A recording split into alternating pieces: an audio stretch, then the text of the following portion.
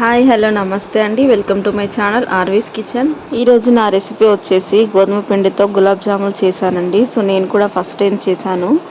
First time చేసిన ఎంతో పర్ఫెక్ట్గా టేస్టీగా చాలా జ్యూసీగా వచ్చాయండి. చూస్తున్నారు కదా, చూడ్డానికి ఎంత బాగున్నాయో కదా. చూడ్డానికి కాదు, తినడానికి కూడా చాలా టేస్టీగా ఉంటాయి. వీడియో మొత్తం స్కిప్ చేయకుండా చూసేయండి. ఇందులో మిల్క్ పౌడర్ కూడా యాడ్ చేయలేదండి, ఓన్లీ మిల్క్తోనే చేశాను. ఆలస్యం చేయకుండా వీడియోలోకి వెళ్ళిపోదాం. ముందుగా ఒక కడాయి తీసుకొని అందులో 2 టేబుల్ స్పూన్ల వరకు నెయ్యిని వేసుకోవాలండి.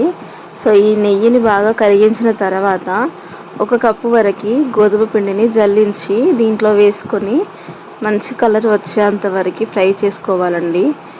నెయ్యిని వేసుకోవడం వలన ఈ పిండి అనేది చాలా టేస్టీగా ఉంటుంది. అలాగే పిండిని మాడిపోనివ్వకుండా మంటని సిమ్లో పెట్టి ఈ విధంగా కాల్చుకోవాలి. అలాగే దీంట్లో 1 టేబుల్ స్పూన్ వరకు నెయ్యిని వేసి మళ్ళీ బాగా నెయ్యి పిండిలో కలిసేంత వరకు బాగా వేయించుకోవాలండి. ఈ పిండి బాగా వేగాక మనకి మంచి స్మెల్ వస్తుంది. అప్పుడే పిండి బాగా వేగినట్టు మనకు అర్థమవుతుందండి. అప్పుడు స్టవ్ ఆఫ్ చేసుకొని ఈ పిండి మొత్తాన్ని ఒక ప్లేట్లోకి తీసుకొని ఇది బాగా చల్లారేంత వరకు పూర్తిగా చల్లారనివ్వాలి. ఇది చల్లారేలోపు మనం గులాబ్ జాములకి షుగర్ సిరప్ని రెడీ చేసుకుందాం. స్టవ్ మీద ఒక ప్యాన్ పెట్టుకొని అందులో 1 కప్పుతో షుగర్ వేసుకోవాలి. అదే కప్పుతో వాటర్ కూడా యాడ్ చేసుకోవాలండి. 1 కప్పు షుగర్కి 1 కప్పు వాటర్ సరిగ్గా సరిపోతుంది. ఈ విధంగా ఒకసారి కలుపుకొని బాగా మరిగించుకోవాలి. చక్కెర కరిగేంత వరకు మీడియం ఫ్లేమ్లో కరిగించుకోవాలండి. పాకం బాగా మరుగుతున్నప్పుడు ఒక 5 లేదా 6 యాలకులను ఈ విధంగా దంచి ఇందులో వేసుకోవాలి. లేదంటే మీకు యాలకుల పౌడర్ ఉంటే అది కూడా 1 స్పూన్ వరకు వేసుకోవాలి. నేను మంచి కలర్ కోసం ఫుడ్ కలర్ వేస్తున్నానండి. ఈ విధంగా ఒకసారి కలుపుకొని ఇది పాకం ఏం రానవసరం లేదండి. చేతితో పాకాన్ని తాకినప్పుడు 2 చేతులు అతుక్కుంటాయి కదా, ఆ విధంగా పాకం వస్తే సరిపోతుందండి. ఈ టైంలో స్టవ్ ఆఫ్ చేసి మూత పెట్టి పక్కకి పెట్టుకోవాలి. ఈలోపు మనం గులాబ్ జాముల కోసం పిండిని రెడీ చేసుకుందాం. ఈలోపు పిండి పూర్తిగా చల్లారిందండి. ఇప్పుడు 1 టేబుల్ స్పూన్ వరకు సాల్ట్ వేసుకోవాలి. అలాగే కొద్దిగా బేకింగ్ సోడా వేసుకోవాలి. ఈ 2 మిక్స్ అయ్యేలాగా ఒకసారి కలుపుకొని 1 టేబుల్ స్పూన్ వరకు నెయ్యిని యాడ్ చేసుకోవాలండి. ఈ నెయ్యి కూడా ఈ పిండికి బాగా పట్టేంత వరకు బాగా కలుపుకోవాలి. ఉండలు అనేవి ఏమీ లేకుండా ఈ విధంగా చేత్తో పట్టుకుంటే ఇలా ఒక ముద్దలాగా అవ్వాలండి. ఇప్పుడు కాచి చల్లార్చిన పాలని కొద్దిగా యాడ్ చేసుకుంటూ ఈ విధంగా చపాతీ పిండిలాగా కలుపుకోవాలండి. ఇందులో మనం మిల్క్ పౌడర్ని యాడ్ చేయడం లేదు కాబట్టి మనం పాలని ఫుల్ క్రీమ్ మిల్క్ తీసుకోవాలి. చిక్కగా ఉన్న మిల్క్ తీసుకొని ఈ విధంగా కలుపుకోవాలి.